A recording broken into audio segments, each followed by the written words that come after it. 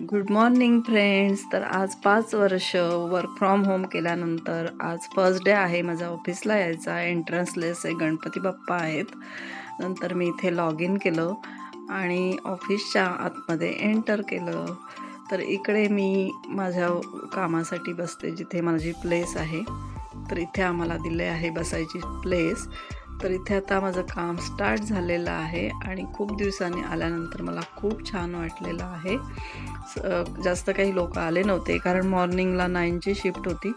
सगळं इतकं घाईघाईत आवरून मी कामासाठी आले.